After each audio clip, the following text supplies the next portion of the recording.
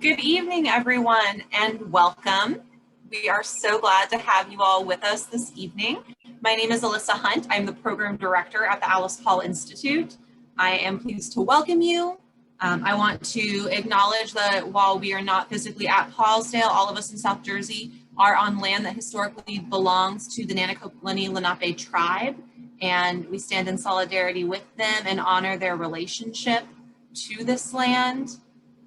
If everybody would like to drop your name and where you come from into the chat box, we would love to know where people are joining us from this evening.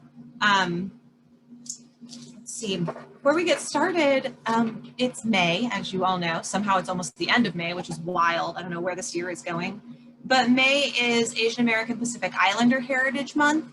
And so I just want to honor Patsy Mink, who was our first Asian American woman and minority woman to be a congressional representative. And she also is responsible for Title IX, which prohibited discrimination against women in education. So shout out to Patsy Mink.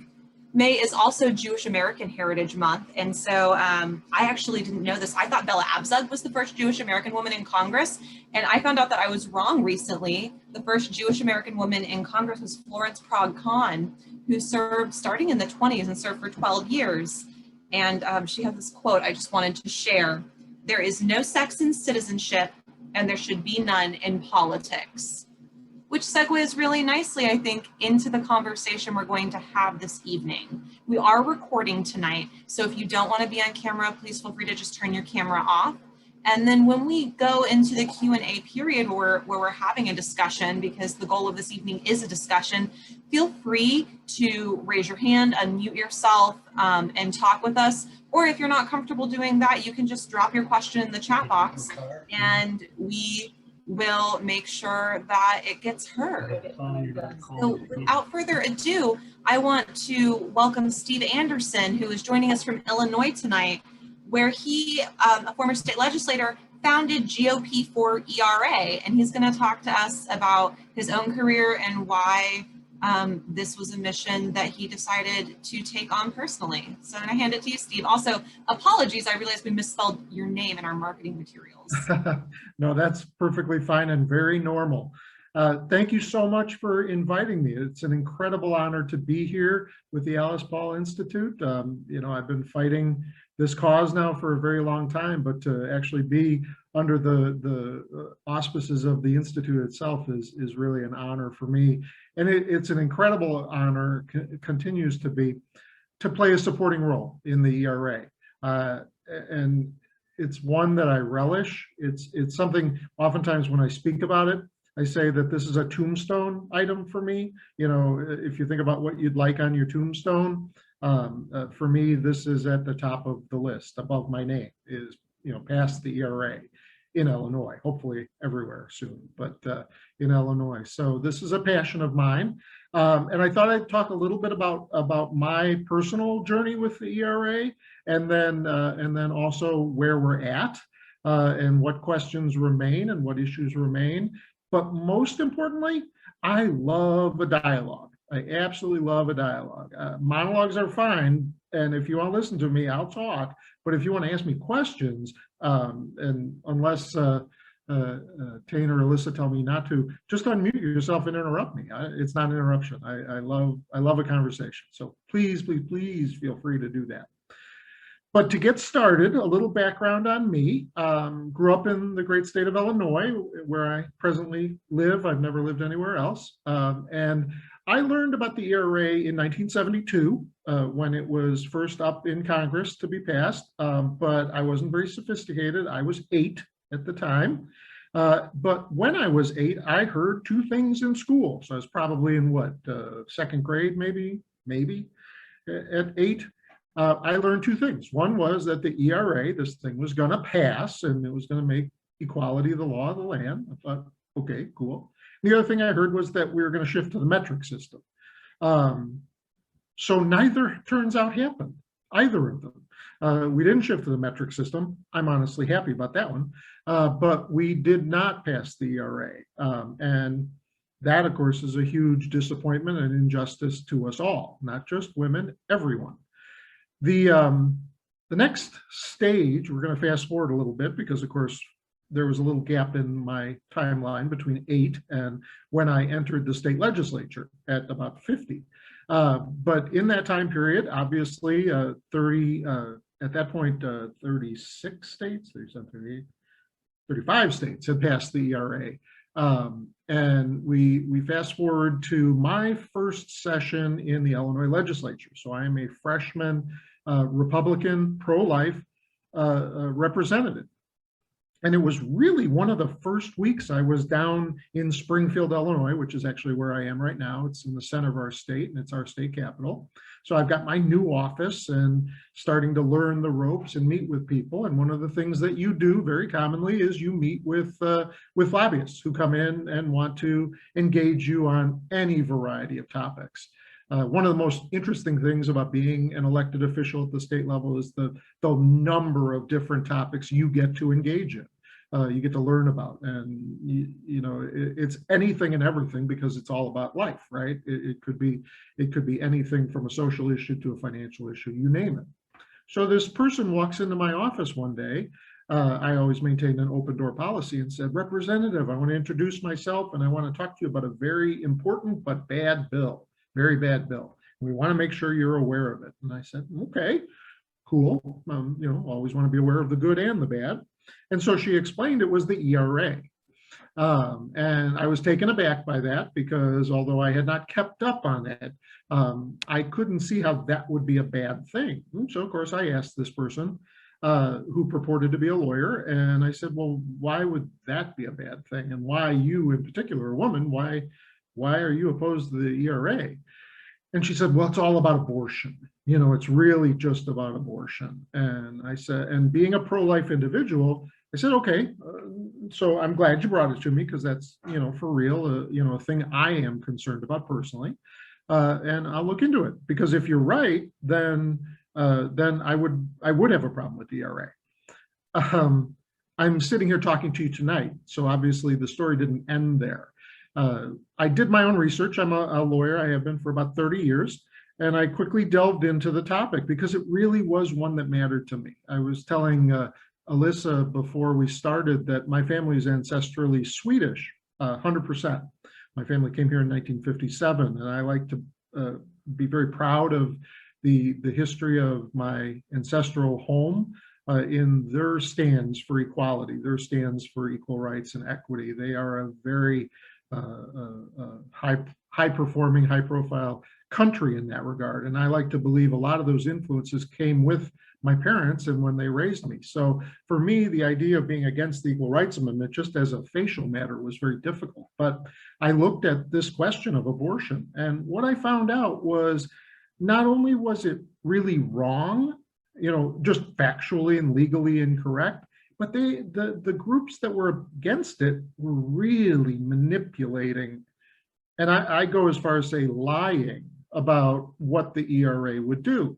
And they had handed me a flyer that said, "Stop the ERA." You may have seen it. It's been around since the 70s. And it had all of these horrible, horrible things that would happen in the event that we passed the ERA. Things like the Boy Scouts and the Girl Scouts would have to merge. That a marriage would be legal at age 12. There were a host of them. And I read through them all, and then I did the research on them again because I was shocked by this and found out that, in fact, about out of 12 of them, I think 11 of them were outright lies. I mean, not like you could say we misunderstood the law.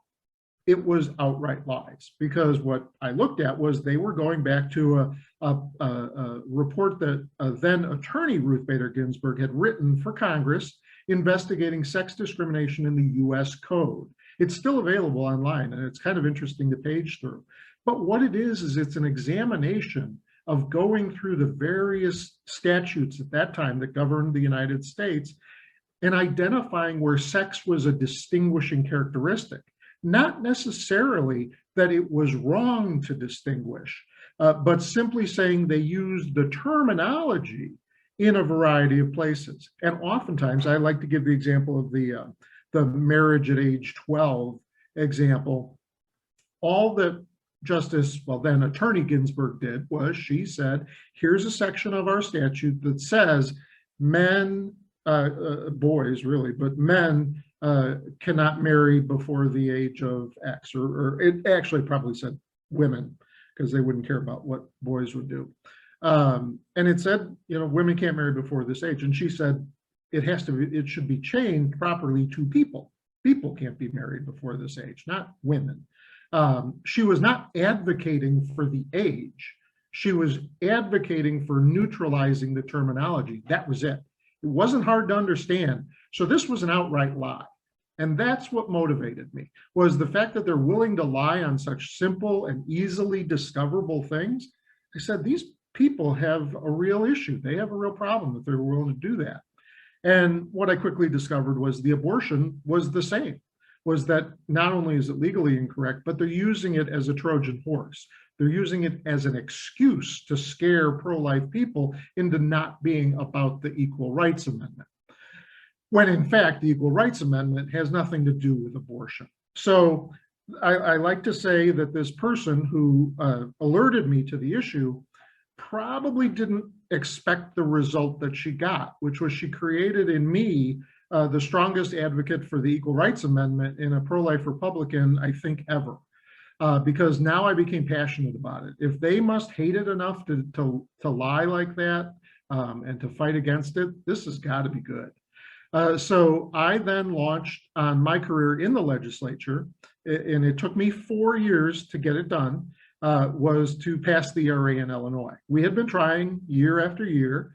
Sometimes it would pass in the Senate, but die in the House, or vice versa, but we could never get it done. And not long before, Senator Pat Spearman from Nevada, who is a dear friend of mine now, passed it in Nevada. So she made Nevada, after 35 years, no, more like 50 years, made them the 36th state. And so that was very exciting and kind of lit a new flame on the initiative. And so when that happened, she was kind enough to come to Illinois, meet with me, meet with others, and we decided we're going to try to do this. And at that time, it absolutely required that we would have Republican votes on this bill. So Illinois is largely a blue state, let's be very honest about that, but there's still enough of a requirement that we had to pass it with bipartisan support. In fact, I needed about a quarter of my caucus, or about quarter of my caucus of Republicans to be able to do it. This became the most difficult task I ever have encountered, at least legislatively. And that's because of this abortion question.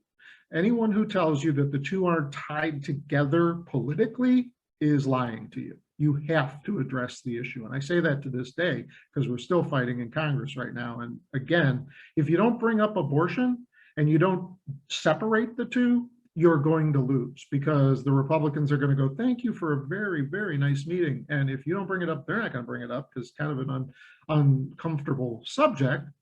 But in the end, if you want their vote, you have to address this issue. And we needed their votes.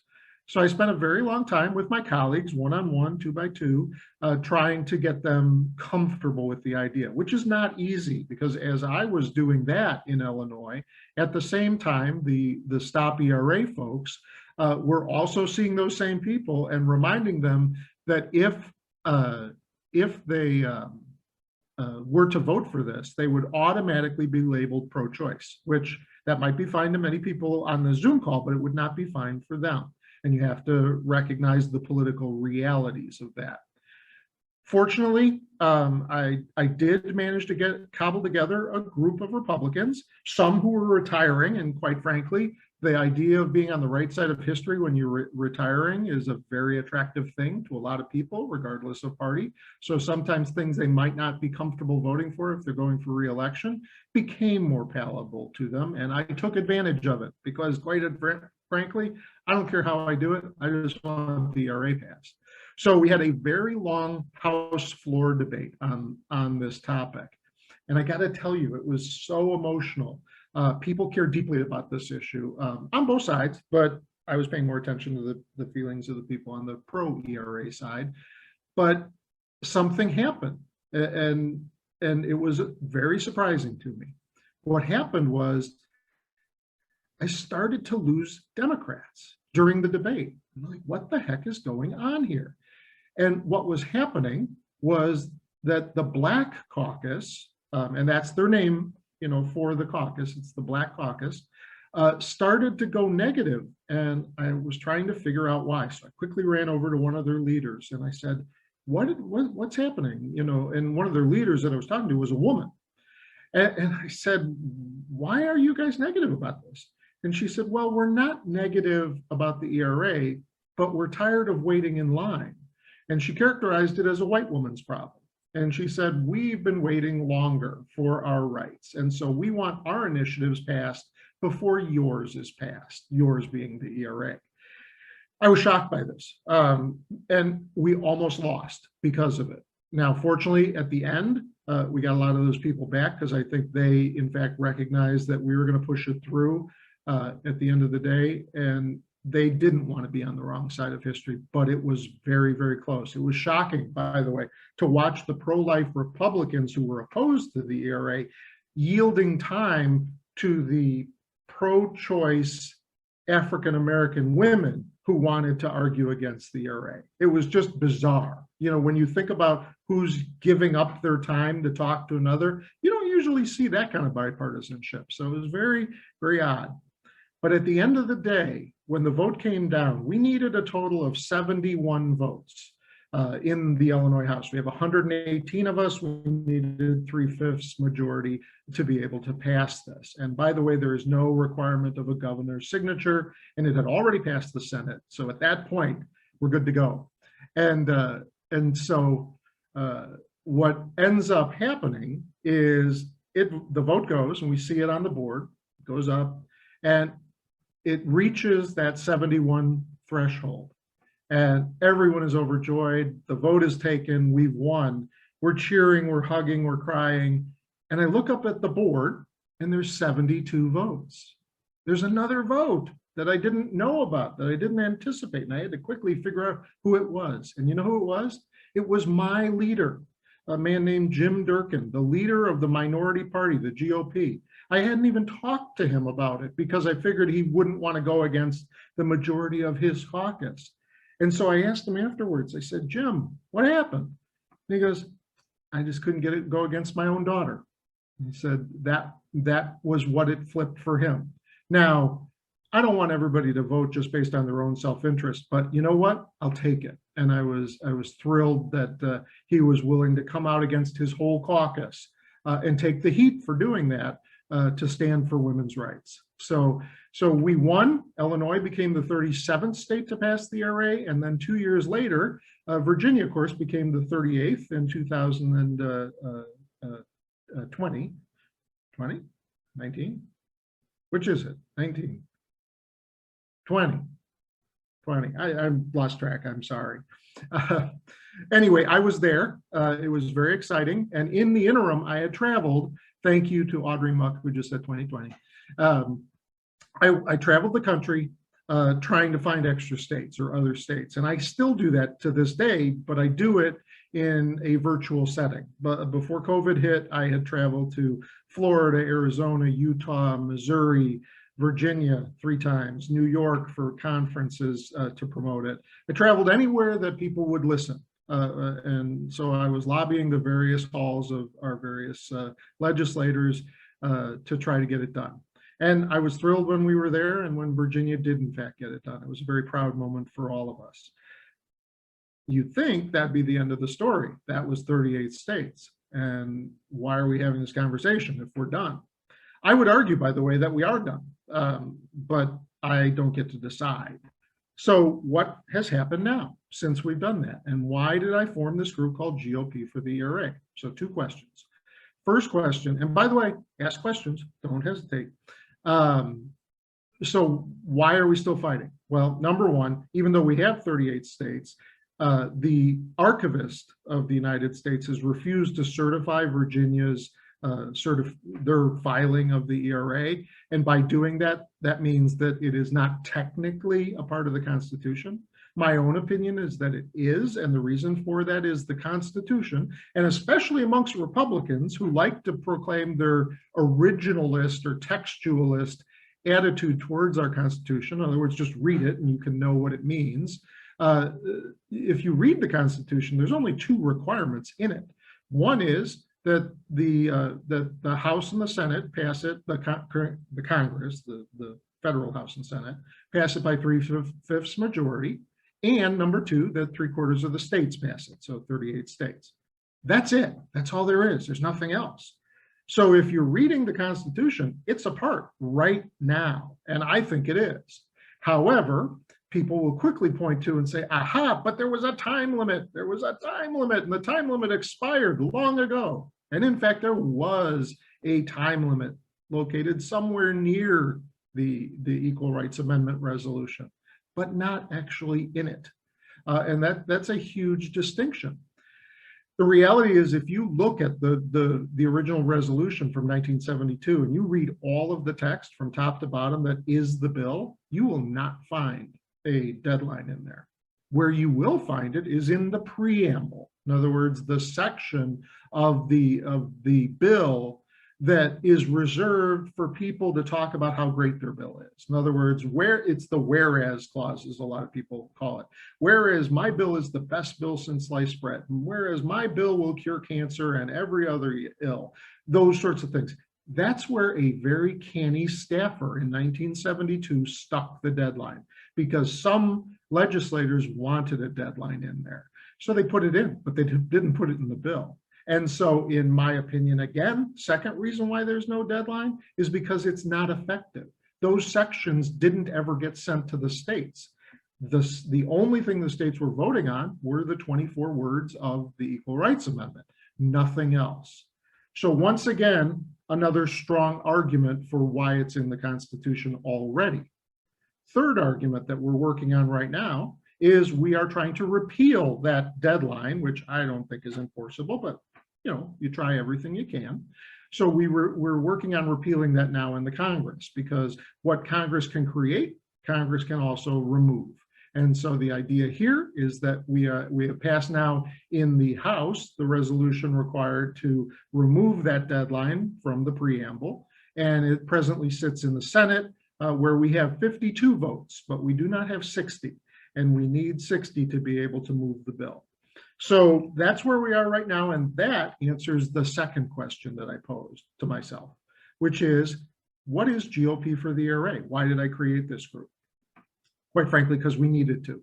The majority of the dialogue that happens on the ERA happens from Democratic voices, and that's good, but Democratic voices, Democratic voters are not going to convince Republicans to vote for this. That is, even though you're their constituents, you know what they're worried about? They're worried about being primaried. They're worried about primaries, not so much about general. Why? Because of gerrymandering. That's why. Their districts are largely solid, and so they have no incentive to go against their core, which is the Republican primary voters, as opposed to general election voters. So to me, that became my next passion, is to try to change that narrative in the GOP itself. Because in my opinion, there's a win-win here. They just don't see it yet, but I'm working on it. And the win-win is, number one, that the ERA passes. That's easy, and I suspect I don't have to convince anybody on this Zoom call that that's a win. But the second win is, quite frankly, my party is in a world of hurt. We are viewed as misogynists, as racists, as white supremacists, you name it.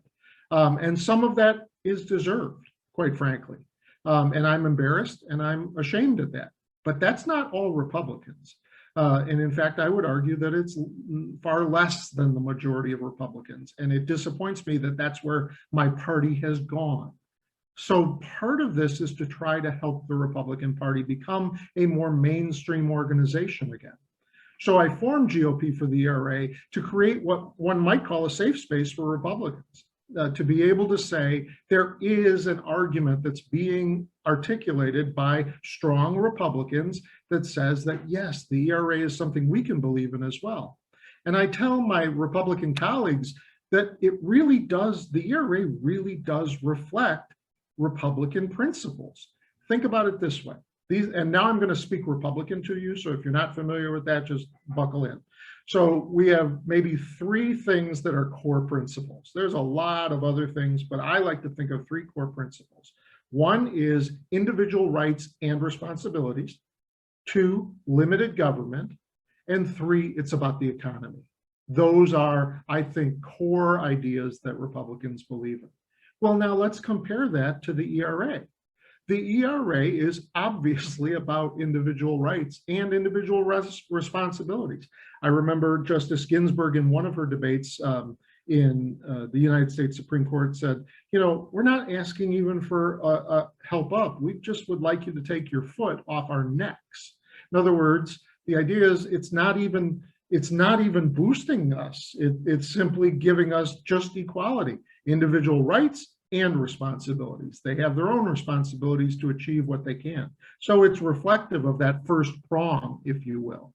The second prong, interestingly enough, limited government. It also reflects limited government, because if you get real wonky about the ERA, it's a restrictive amendment. In other words, it's not creating new rights. All it's doing is saying government, not private entities, but government may not discriminate based on sex. That's a limitation. That's not an expansion. That's limited government. It says stay the hell out of, you know, people's business, so to speak. That's a Republican principle. And quite frankly, that's why even after we pass the ERA, and we will, we're still going to need more laws. You know, it's not just the amendment. We're still going to need equal pay acts and protections for LGBTQ individuals. All those things still have to happen because the ERA does not cure all ills. But when you're speaking Republican, we talk about limited government. This is an example of it. The rest of that can be debated later, and people can agree or disagree as they see fit. And then the third thing, and I think the third thing is very, very compelling. It's the economy, stupid. The economy is driven by the idea that we need more diversity in our boardrooms, our courtrooms, and our workrooms. I always characterize it as one of these situations where if you have in one of those rooms, let's say the boardroom, you've got 12 old white guys who look like me, right? Probably came from similar backgrounds, probably have similar educations. Guess what? The ideas that we 12 old white guys, and I think I can call myself an old white guy, I think I qualify, the ideas that we're going to come up with aren't going to be all that different. They're going to be similar because we have similar backgrounds, similar educations. But now, introduce into that same boardroom women, people of color, LGBTQ community members, and suddenly the backgrounds, the educations, everything in that room changes. And you know what that means? That means the ideas expand and explode. And so when you do that, all the data I have ever seen suggests that when you bring that diversity to the forefront in those courtrooms, those boardrooms, and those workrooms, the ideas, the inventions, sometimes literally the inventions when you're talking about scientific discovery, go through the roof. That advances our economy. That makes us more competitive. That makes us a better country. That is why I'm fighting for this in part. And so those three core principles, they're all Republican principles. And by the way, they're not necessarily not Democratic principles. I'm not trying to say it's one or the other, but it is definitely something that speaks to Republicans. So I'm fighting very hard to help both the ERA and help my party be more mainstream. Quite frankly, you're 50 or 51% of the population. Don't you think that it would be nice if the Republicans acknowledged that we like women? I mean, you would think that wouldn't be that difficult an ask, that we favor 51% of the population. But it's not that easy, which is why I am fighting for this. Last thing I want to say before we go to questions, because I love the dialogue, and I've been seeing some good comments in the chat, is people have asked me, reporters have said, are you doing this because you have a daughter? And I say, well, sure, yes, I am. And my wife too, and my aunts and my nieces and all that. But I'm also doing it for my son and my brother and my nephews, because equal rights doesn't just help women, it helps all of us. Just like I said about the boardroom, yes, it helps the economy, but it helps people. When we all acknowledge our equality, when we stand in the room at a level, point where we're all equals and we can respect each other and there isn't the misogyny that goes on right now, we are a better place. My son will live a better life because of the ERA, as will my daughter. So this is not a fight just for women. This is a fight for humanity. And so it's a passion of mine, and it is such an honor to be here. And I feel like I've been talking forever. And I really do love the dialogue. So maybe at this point, Alyssa, maybe we could open it up for questions. Oh, sure. Thank you so much. That was really interesting and enlightening. There are some questions in the chat I'm going to bring up. I do just want to point out something that a friend of mine who is he is the 31-year-old queer Black city council president of a conservative town in rural Pennsylvania. Woohoo. And one of the things he told me is that we have to remember when we're looking for our political fights is that ally doesn't mean someone who agrees with you on every single perspective you have. An ally is someone who looks at you and said, I'm shoulder to shoulder with you in this fight on this issue. And we can't afford to turn our backs on our allies, even if they don't see eye to eye with us on every single conviction we hold, because we're allowed to be different, and that's important and okay. And in fact, isn't that the best thing ever? The idea that you can be my ally today and maybe you're my adversary, never my enemy, by the way, but maybe my adversary on a different topic. Isn't that great? Because if we become friends, and I'm talking about anyone, but if you're working in that same milieu and some days you're on the same page and some days you're not, it's going to be really hard to stab you in the back because I know that I still have a relationship and want a relationship. Isn't that what all of this is about? So I totally agree. The idea that just because we don't agree on everything, we can't agree on anything, well, that's actually the problem. And so this is a good example of trying to cure that problem. I couldn't agree more. So it looks like Joanne has a question. Joanne? Yeah.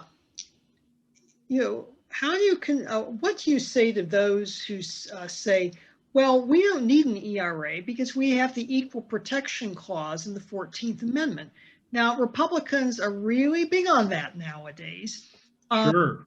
And I don't want you to give a real general answer. I want you to give real specific answers. To pretend I'm an ultra conservative Republican who believes that, hey, the 14th Equal Protection Clause of the 14th Amendment, it takes care of it. We don't need the ERA. Sure. So thank you for that question. It's an excellent one. And if you want the weeds, I'm going to give you the weeds. Yes, we'll use the weeds when we're in arguments with Republican friends.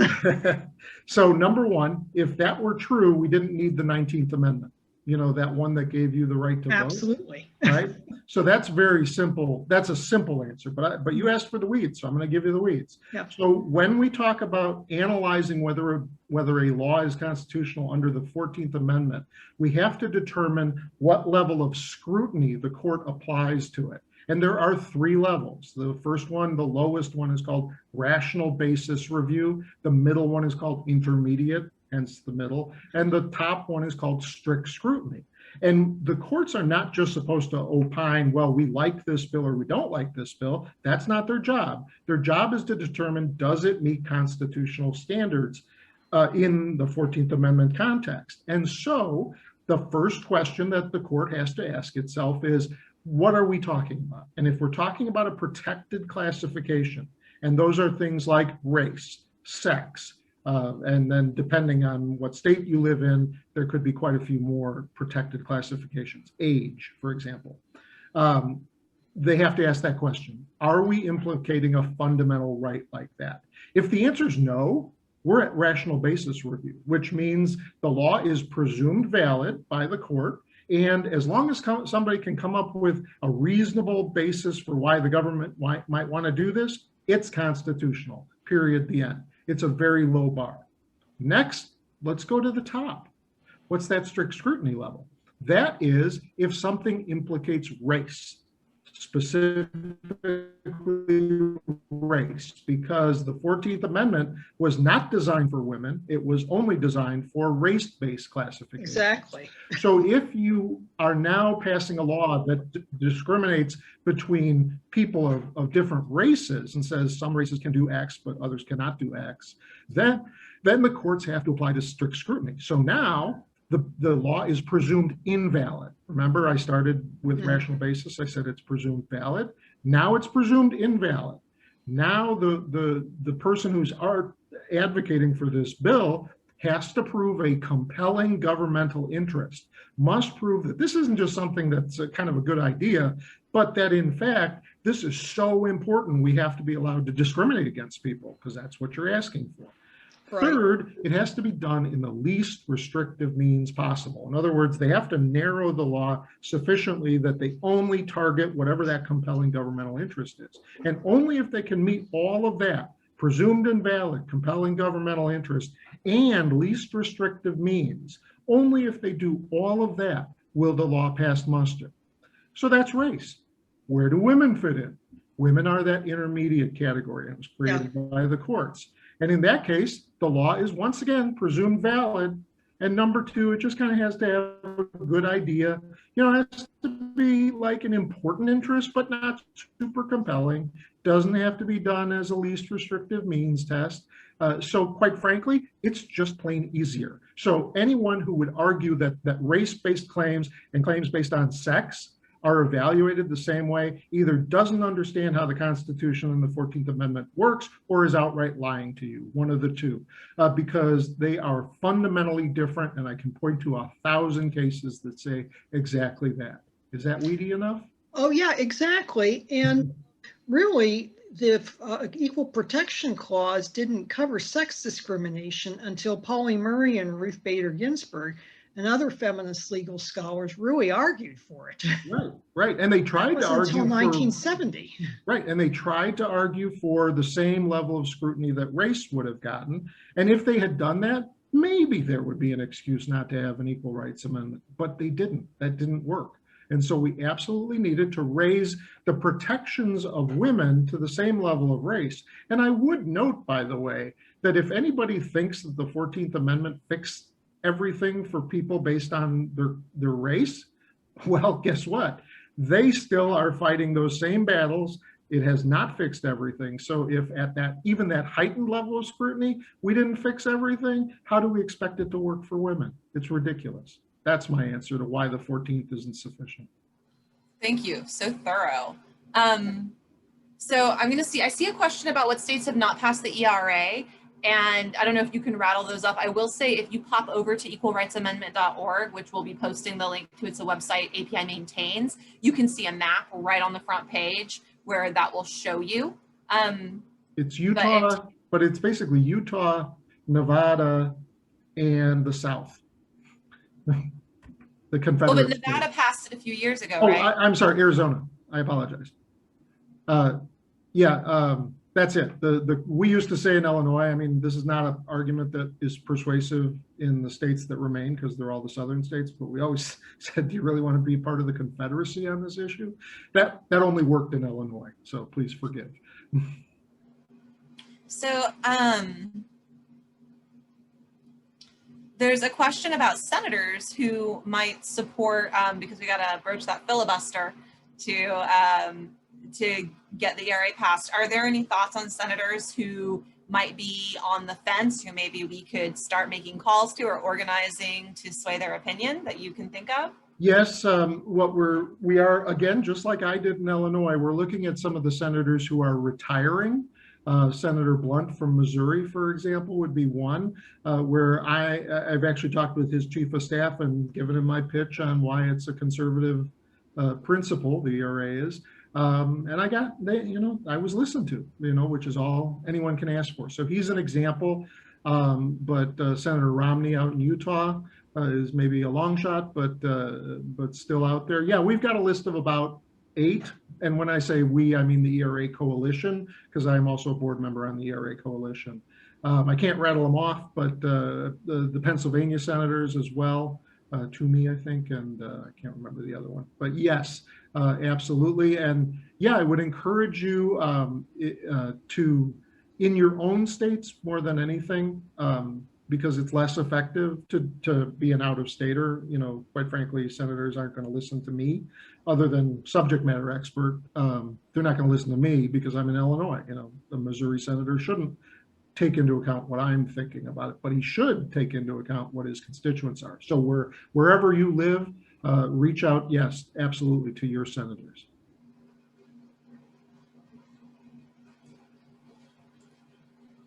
So here's a great question. How do we break through the division and deep fear in the GOP right now? And then Colleen, is that I think I see your hand. So after this, we'll jump over it. We'll stack you, Colleen.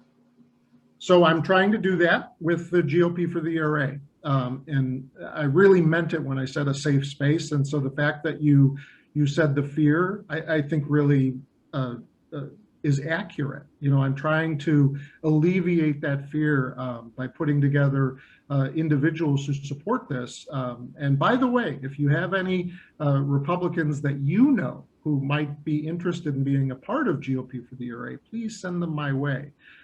Because we're trying to build a large coalition, so there's always safety in numbers, right? That's just a given. So if there are a lot of people who are speaking out on this who are Republicans, it makes it easier and easier for other Republicans to do the same. That's honestly the answer to the question, as far as I can go at this point, is how do we eliminate the fear? Safety in numbers. Try to find enough people who are willing to speak on it like I am. And I mean, I got out of my Republican caucus in Illinois, we had 44, I got 12. So that is a quarter plus one. And I think that points to, I mean, the underlying thing about safety in numbers is that relationship is the key. We build coalitions, we change things, we change people's minds, not through telling them they're horrible. Even if we feel like they're horrible, we build relationship with them. And that is what allows us to start having those conversations that we might be closed off to otherwise. Colleen and then Cornelia, you're on stack. Thank you. I work for Dow and I'm a lobbyist in DC, and I have this in my portfolio along with other issues. And I'm wondering, Steve, how I can actually plug in to the coalition. There was a business amicus brief, letters. I've been tracking the companies. Sure. Are on the record. And I think we could get the lobbyists from their government affairs offices to help weigh in. And so I just am wanting to know how specifically you plug into the meetings, you know, and to the visits on the Hill. So I'd say a couple of things. One is send me an email at director@gopforera.com. That comes right to me. And let's talk offline about that. The other thing I would suggest is I will bring it up with the coalition. We have a Republican-oriented lobbyist who works for us. And since you are in that milieu, I'd probably like to connect you up with him. That might be a great way to do it. Thank you, by the way. I should say thank you. Oh, you're muted. Yeah, sorry. Director, what's your Director at GOP4ERA.com. Thank you. I just dropped it into the chat box so you can see it there as well. Cornelia and then Jimmy, you're on stack. Yes, thank you very much. My name is Cornelia Weiss, and I am a Republican, and I actually ran for office in Washington, D.C. For our non-voting senator this year, and I think I got the most votes that a Republican has ever gotten for that particular seat. Congratulations. So my question for you is, why is the DOJ not providing legal advice to the archivist to sign? Good question. And actually, we're asking that very same question of the Biden administration right now. You know, is because we'd like the letter opinion that came out under the Trump administration to be withdrawn. And what we're talking about, for those who are not familiar, is that the Department of Justice issued, it's the Office of Legal Counsel, but issued an opinion that said that the archivist should not acknowledge the Virginia's passage because of the time limit, basically. And so that contradicts an earlier Office of Legal Counsel memo from decades ago that said exactly the same thing. Exactly what we would argue, which is that the deadline was not valid. So, Cornelia, to your point, yeah, I agree with the question. I don't have an answer other than we're pushing for the same thing. All right, thank you. You bet. Okay. Hi, Steve. It's Jimmy. Hi. Good to My see friend. you. You too. Good to see you. What do you consider the stall in the current administration, DOJ, and Senate? We've expected a lot in the first 100 days. Do we need to remind the National Democratic Party who got Biden in office? That would be women. Well, that's really not for me to say. You know what you should remind the Democrats about, but I would certainly encourage you to keep the pressure on, which I know you in particular will, Jimmy. Jimmy and I are friends for a long time now, although we've never met in person. But I want to come to North Carolina. Yeah. Yeah, I mean, the only thing we can do on any of these is to make sure that our issues are pushed and pushed hard. And we are trying to do that behind the scenes. You know, the one thing you don't want to do necessarily is offend the people who are your allies by, you know, embarrassing them or something like that. And I don't think, by the way, that pushing for the ERA and pushing for the Biden administration to do all the things we want is going to embarrass them. I'm just saying sometimes we have to be gentle about how we do it. Politics is what we call a game of addition, not subtraction. You never win with subtraction. You only win, you only pass your bills by addition. Thank you.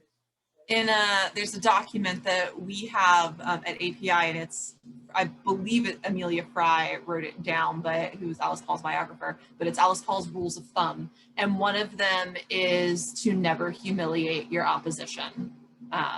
She believed very, very strongly in that. She also said never to attack another member, an ally in the women's movement, and never to publicly respond to their attack on you, because solidarity is so important and allyship is so important. So we have a question in the chat box. We actually have two, and I'm going to ask you both of them because I think that they could segue into each other. And the first is, what are lessons we can learn from any bipartisan bills that have passed Congress since Obama? And the second is, why is Biden stalling? Could it be because of fear that it would mobilize the right and disrupt the current power balance in Congress and in Washington? Interesting question. And let's remember actually the executive branch's role in this is non-existent, other than the archivist itself.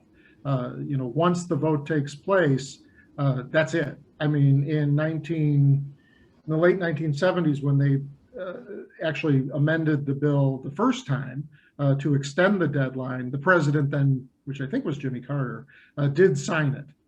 But he didn't need to. There was no requirement because it's not required. There's no executive action required relative to constitutional amendments. They're just not a player in that game.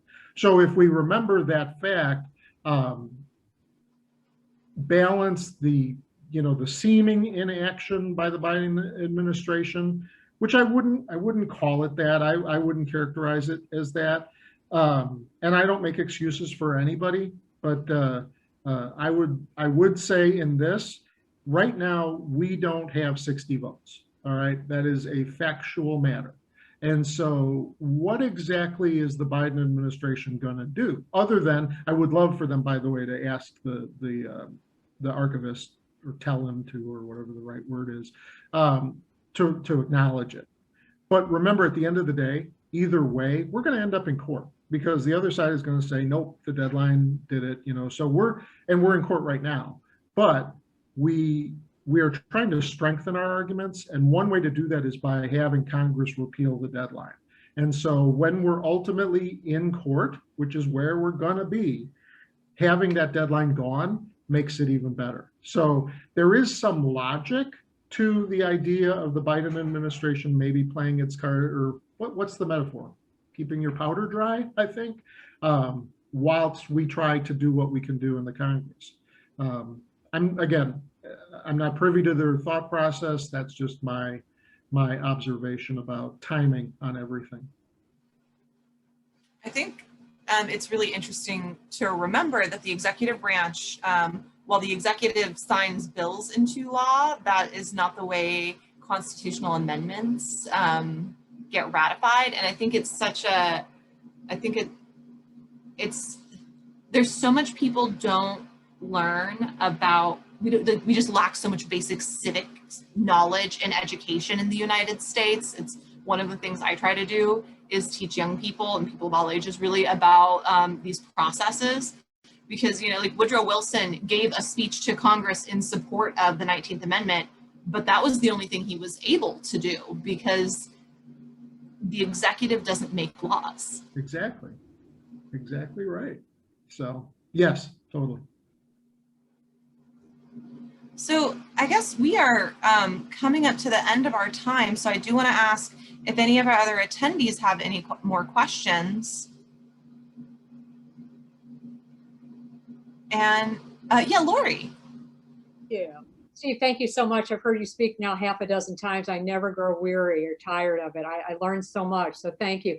My question to you is, we've got a 50-state strategy. We've got Biden-Harris administration and then the senators.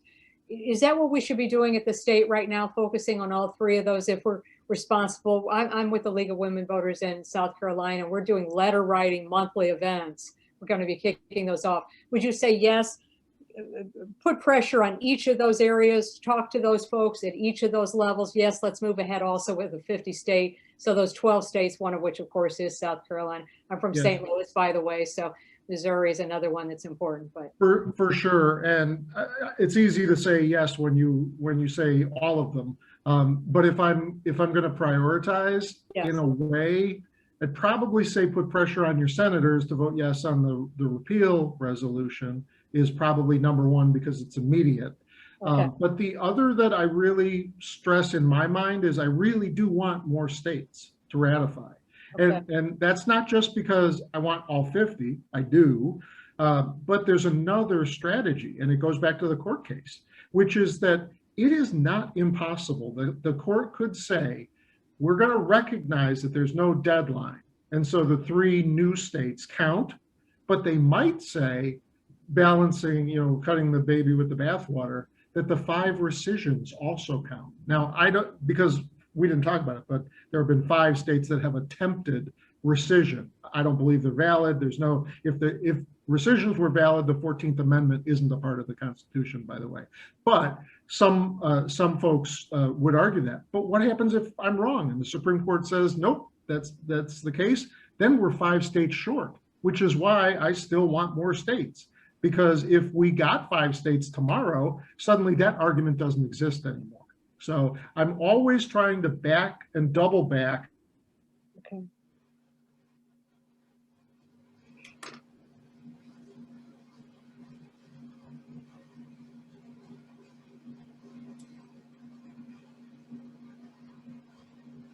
Thank you, Froze.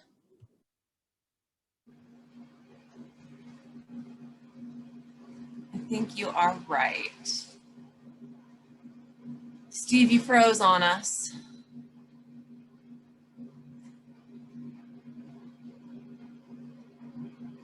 Well, I will just take this moment until Steve comes back to remind everyone to go to equalrightsamendment.org.